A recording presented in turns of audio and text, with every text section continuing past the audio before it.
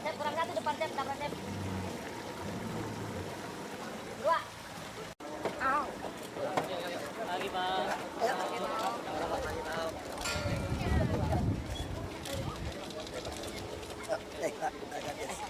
Pak Lurah, di Belitung kalau lihat Pulau Seribu apa dia Belitung? Kalau Belitung istilahnya kades, nggak ada lurahnya.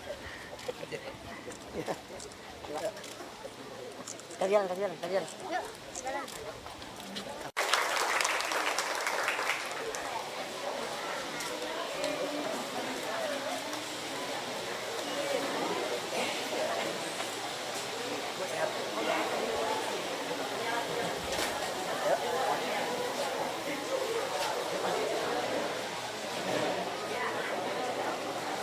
Sukun ya.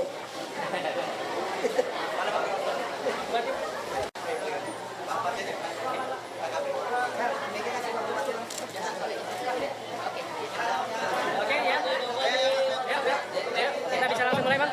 Salam sejahtera. Pertama kami ucapkan dengan rasa syukur bahwa Pak Gubernur beserta rombongan dari DPR dan DPRD beserta Pak Kadis dan seluruh jajaran telah hadir di tempat TPI ini tadinya Pak, tempat pelantikan kita.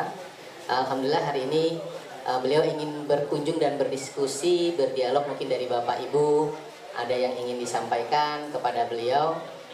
Hari ini juga ada rencana kunjungan mau melihat teman-teman pembudidaya yang mau panen dan lain sebagainya. Maka untuk mempersingkat waktu, mungkin kami persilahkan langsung saja kepada Pak Gubernur ingin ada yang disampaikan atau kepada nanti warga akan bertanya. Kami persilahkan. Assalamualaikum warahmatullahi wabarakatuh. Ini yang saya hormati anggota DPR RI dari Dapil DKI, juga DPRD DKI, ada Pak Bupati, tentu juga Kepala Dinas, Kepala Biro, juga bapak-bapak dari Kelautan Perikanan ya. Untuk semua tokoh masyarakat yang hadir di tempat ini, bisa saya sebut satu persatu semua. Sekali lagi selamat pagi semua. Saya kalau ke Pulau Seribu, saya bilang saya pasti ingat kampung saya. Oke, waktu saya turun, saya lihat Pak Lurah, saya panggil Pak Kades. Karena taunya Kades. Nah, saya waktu jadi bupati, saya memimpikan itu budidaya. Karena manusia ini sekarang makin lama, makin banyak, kita daratan nggak cukup buat piara makan manusia. Bapak Ibu yang kerja nelayan, yang ngerti nelayan, tidak mungkin kita terus melakukan proses penangkapan ikan juga. Nggak ada cerita itu. Seluruh dunia sudah berbicara budidaya. Dan kita dikaruniai tempat yang begitu luas. Saya ingat kemarin di psikotes, kasih gambar. Saya gambar laut. Saya bilang ini ada kekayaan yang kita lupakan. Saya duduk di Belitung, nggak ada orang yang kerja. Jauh jaraknya. Ini jaraknya ke Jakarta gitu dekat. Orang kan suka bicara gitu ya. Kemana saja saya ditugaskan saya mau. Asal masih bisa lihat Monas, kira-kira gitu. Itu maksudnya kerja di kantor yang mahal gitu loh. Ya, kalau kita dulu kerja waktu sekolah lulus tuh begitu bilangnya. Saya bersedia Pak, ditempatkan kerja di mana saja Pak. Masih tangan, asal masih lihat Monas ya Pak ya. Nggak taruh di Papua kan repot saya Pak. Jadi sekarang bayangkan orang Pulau Seribu bisa dekat ke Jakarta. Saya dulu punya teman kerja di Pulau Belitung, ada pulau-pulau kecil lagi. Dia punya tanaman pisang Ambon, pisang raja, pisang kepok itu sampai busuk. Sampai dia bisa berbulan-bulan tidak makan nasi. Kenapa? Sayang itu pisang. Dia makan pisang sama ikan selama kerja di sana. Kenapa? Karena pisangnya nggak mungkin charter kapal untuk dibawa ke Jakarta jual. Nah sekarang orang Pulau Seribu, kita November akan datang kapal lagi yang besar seperti yang sekarang punya nih. Kapalnya kapal apa tuh? Sabuk Nusantara. November akan masuk lagi. Saya pengen tiap pagi dari Jakarta ke Pulau Seribu, dari Pulau Seribu ke Jakarta. Jadi ada dua. Ini bawa barang semua murah. 1 tonnya cuma 5.000. Jadi 5 rupiah per kilo kalau bawa barang. Jadi saya ingin Bapak Ibu ada hasil apapun bisa kerja dengan baik. Tanaman apapun bisa. Mau tanam daun kelor bisa. Saya juga lagi bilang sama Pak Darjamuni tadi. Saya bilang pulau ini, pengalaman saya di Belitung, kalau pulau yang terpencil, terisolasi, boleh piara ayam, boleh piara telur. Itu perdanya salah tuh saya bilang aturannya itu. Piara ayam jarang kena sampah kalau di pulau. Dan pengalaman kami, telur yang ayam yang dilepas di pulau ini, dikelola oleh ayam kampung, biasa itu baik.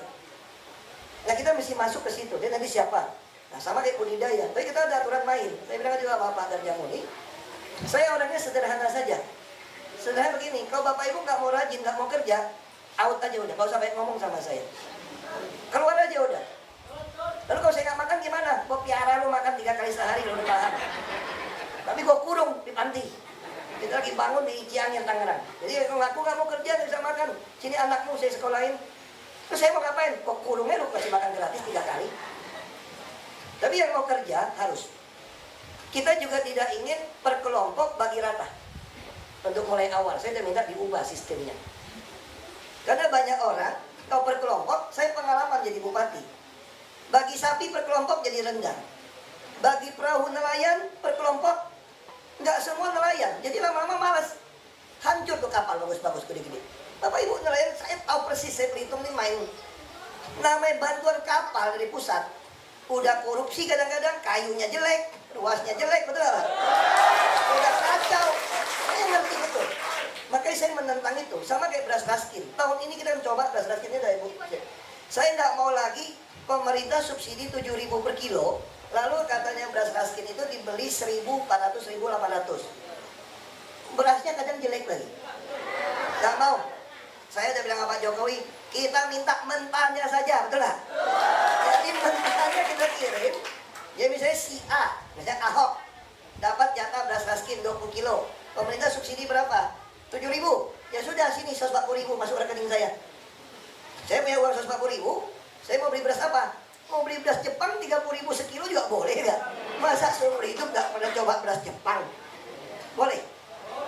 Nah, itu yang kita mau. Tapi semua terkendali dengan nama yang jelas. Jadi kalau yang main-main, oh coret. Saya selalu tegaskan sama Bapak Ibu juga. Jangan juga terpengaruh. Ini urusan dekat pilkada ya. Saya mau ingatin. Kalau ada yang lebih baik dari saya, kerja lebih benar dari saya, lebih jujur dari saya, Bapak Ibu jangan pilih saya. Bapak Ibu kalau pilih saya, Bapak Ibu bodoh. Masa punya duit beli motor Jepang, beli motor Cina, mau nggak? Harganya sama, beli motor Jepang atau motor Cina, mau tanya. Motor Jepang dong. Jadi kalau ada yang lebih bagus dari saya, lebih baik dari saya, jangan pilih saya jadi gubernur, Bapak Ibu. Pilih dia. Itu jelas. Betul. Tapi yang orang nggak pengalaman cuma jual obat, Bapak pilih, ya bodoh juga nanti. Ya beli kucing dalam karung juga gitu loh. Tukang jual obat banyak, jual kecap selalu kecap nomor 1, betul nggak? Dan kampanye sama. Kalau saya nggak pernah jual kecap, saya nomor 1. Silakan tanding. Kalau ada yang lebih baik dari saya, lebih terbukti dari saya, jangan pilih saya, Bapak Ibu. Sangat fair. Dan program tambak ini jalan nggak? Oh jalan, saya bikin sistem sangat baik. Ada nggak ada saya, program yang saya lempar pasti jalan. Kecuali Bapak Ibu temukan bupati atau gubernur yang memang korup. Kalau dia tidak korup, ini nggak berani korup. Kalau kepalanya lurus, bawahnya nggak berani nggak lurus. Pasti. Kalau dia bengkok ya bengkok semua. Sederhana ini. Jadi soal tambak, saya mau bikin sistem begini. Bapak Ibu kerja, tidak mau per kelompok hanya buat pertemanan. Masing-masing orang harus tanggung jawab sanggup berapa. Bagi hasil berapa? Bagi hasilnya gampang. Udah potong semua biaya, Bapak Ibu yang kerja 80%. Mana ada bos gitu baik hati ya? 80 Bapak Ibu loh, kami 20. Pemda, enak aja duit Pemda kok, masa gratis, bagi dong. Udah untung nggak aku balik. Kalau sama bos-bos kan kamu 10, saya 90, betul nggak? Ini kan 80, kami 20 nih. Nanti 20 ini buat siapa? Bukan buat kami ini orang tua. Nanti Bapak Ibu udah mulai kompak, udah kelihatan mana yang tukang bohong, mana yang cuma pintar ngomong, kan banyak nih. Cuma minta jatah, kan banyak nih orang nih. Nanti mulai kelihatan mana yang rajin, mana yang pintar. Pasti biasa orang yang rajin, yang jujur tuh berteman sama yang jujur. Yang ngerokok pasti teman sama yang ngerokok, yang nggak ngerokok berteman sama yang nggak ngerokok, kira-kira gitu kan. Nanti mulai berkelompok, kita akan bentukkan koperasi. Tapi koperasi bukan kepala untung duluan, nggak ada. Jadi koperasi kita ini harus dari pertemanan tadi.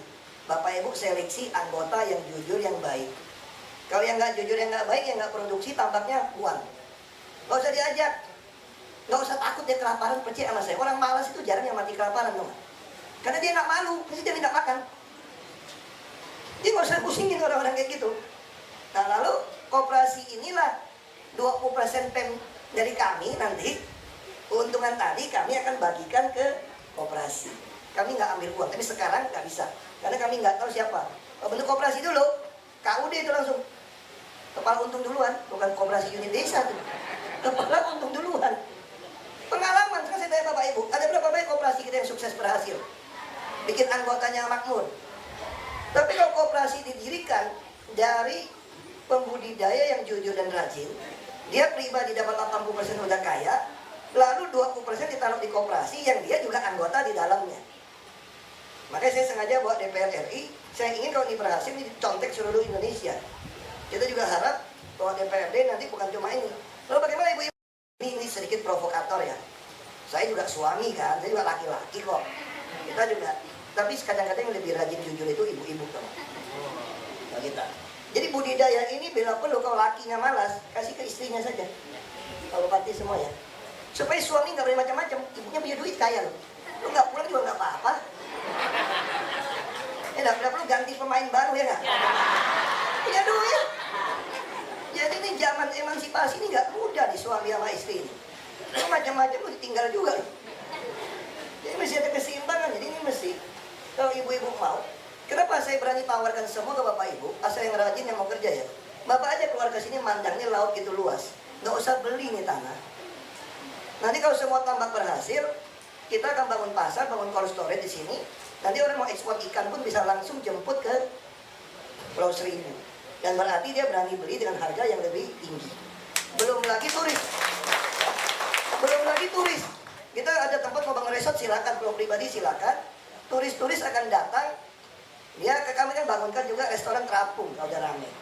Supaya dulu bisa masak, turis akan langsung beli taruh. Pulau Seribu nggak ada tempat yang lebih hebat lagi. Dekat ibu kota 1 jam saja udah setengah jam dari laut yang bagus. Maldives masih jauh.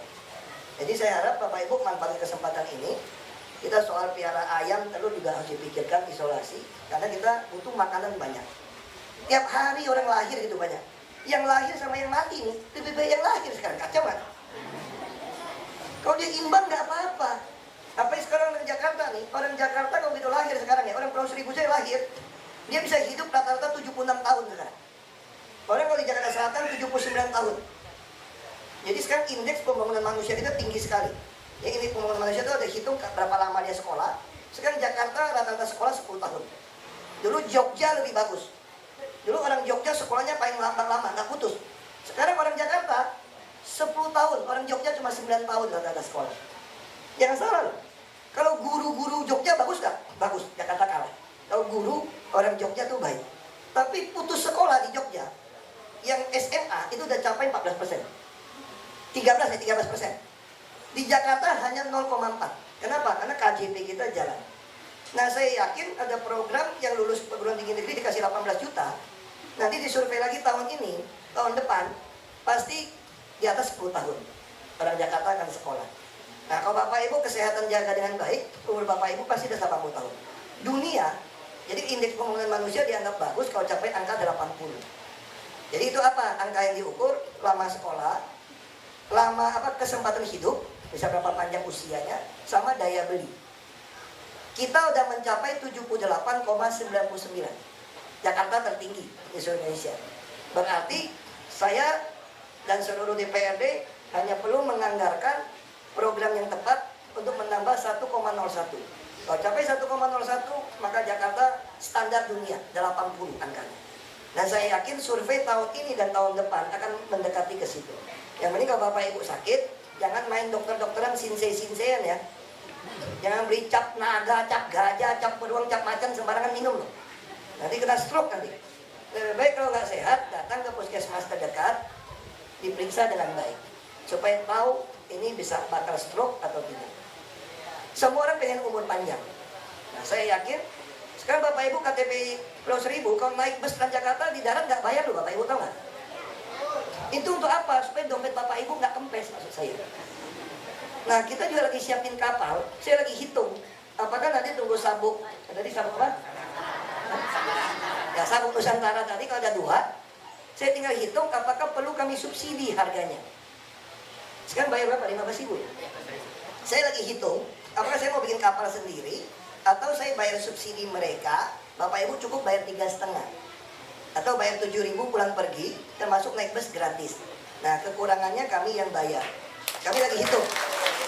Nah, ini untuk apa? Supaya Bapak Ibu Kayak teman saya yang di pulau tadi kan, panen satu sisir pulau pisang raja saja, kalau tanam pisang, atau punya daun kelor saja, ibu-ibu berani tuh naik kapal jualan ke Pasar Jaya. Atau di sini bisa kita buka agen Pasar Jaya. Kami mau buka pasar sini, kita punya perpulakan. Bisa juga hanya antar ke pulau terdekat, kami akan titip lewat kapal sabuk Nusantara tadi untuk dijual. Jadi kalau Bapak Ibu pengen jalan-jalan juga gampang, orang naik busnya naik kapal murah kok. Langsung bawa pisang satu tandan, naik bus semua, bisa jualan di pasar yang kami sediakan, balik sudah jadi uang. Sehingga Bapak Ibu akan mulai rajin tanam cabai. Pulau tanam cabai bagus sekali loh kalau di pasir. Ya kan, ada tunggu nanti kita bisa siapin. Misalnya banyak hama pakai plastik. Pokoknya yang mau kerja, saya mau kerjasama. Berapa bagi untungnya? 80, 20. Adil kan? Kalau nggak adil lu cari tauke yang mana nggak bakalan kasih deh. Kecuali tauke Ahok yang kasih 80 buat lu. 80, 20. Nah ini yang mau. Kalau ini kita kerjakan setahun 2 tahun dengan baik ya Pak ya. Saya yakin Bapak Ibu punya duit banyak, pasti pada haji aja ke dalamnya. Punya duit. Minimal umroh lah, udah punya duit. Nah ini semua tersedia, Tuhan kasih di laut begitu banyak. Kalau ada orang kami yang hilaf, korup, minta UPT macam-macam laporkan, nggak usah khawatir. Langsung kita berhentikan sebagai PNS. Nah, tinggal lapor, SMS kami, udahlah. Aku paling senang berhentiin PNS yang nakal. Karena gaji PNS DKI terlalu mahal soalnya. Yang paling rendah dapat 13 juta sebulan. Jadi kalau diberhentikan lumayan, berhenti 1000 hemat 13 miliar sebulan. Kalau 13 miliar sebulan dibikinin tambak, budidaya, sampai bingung nyari orang. Benar Pak Bupati? Saya aja suka ngancam Pak Bupati. Kalau Bupati kerja nggak bener nih, gue mau bubarin Bupati di Belitung di Pulau Seribu, gue jadiin camat aja sini. Ngapain biara Bupati nggak ada guna, betul lah? Aku mau bubarin. Jadi Pulau Seribu kita minta, makanya gue buat DPR, ubah undang-undangnya DKI Jakarta tidak ada Kabupaten Pulau Seribu. Cuma 20.000 orang lebih, ngapain diurusin orang itu banyak? Habisin ratusan miliar. Mendingan semua gue kirimin duit mentahnya ke orang Pulau Seribu. Daripada banyak urusan pejabat. Ini pikiran dagang aja. Saya ini orang dagang, saya pikir dagang aja. Sekarang anggaran berapa Pulau Seribu? 400 M, 1 triliun, 400 M, 400 miliar setahun. Orang Pulau Seribu cuma 20 ribuan ya, 24 ribu. Kalau mau bagi 10 juta, 240 M. Ya setahun gue kasih 20 juta, satu orang gue makmur semua. Bubarin kabupatennya. Tapi nggak benar lah itu. Kita bernegara nggak benar. Cuma kalau dia macam-macam, gue lakuin nih. Nah ini jadi kita saling jaga. Jadi Bapak Ibu juga nggak usah khawatir. Ini pemilihan kan dimajuin. Jadi kalau saya tidak terpilih pun Bapak Ibu, saya berhentinya Oktober 2017. Jadi kalau program ini kita jalankan dengan baik pun, Bapak Ibu masih sempat panen sama saya. Sekalipun saya tidak terpilih jadi gubernur. Jadi saya ingin cerita ini supaya Bapak Ibu semangat. Jadi nggak usah pikiran, nanti kalau nggak kepilih pasti Ahok programnya bubar. Enggak, saya sampai Oktober 2017. Jadi jangan percaya sama orang, kan bisa aja dalam hati kecil Bapak Ibu nggak bisa pilih saya. Ya kan dibohongin pakai surat Al-Maidah 51 macam-macam itu. Itu hak Bapak Ibu. Ya. Jadi kalau Bapak Ibu perasaan nggak bisa pilih nih, karena saya takut masuk neraka, dibodohin gitu ya, nggak apa-apa. Karena ini kan panggilan pribadi Bapak Ibu. Program ini jalan saja. Ya, jadi Bapak Ibu nggak usah merasa nggak enak. Dalam nuraninya nggak bisa pilih Ahok. Nggak suka sama Ahok nih. Tapi programnya, gue kalau terima, gue nggak enak dong sama dia. Utang budi jangan. Kalau Bapak Ibu punya perasaan nggak enak, nanti mati pelan-pelan, kena stroke. Jadi bukan anggap. Ini semua adalah hak Bapak Ibu sebagai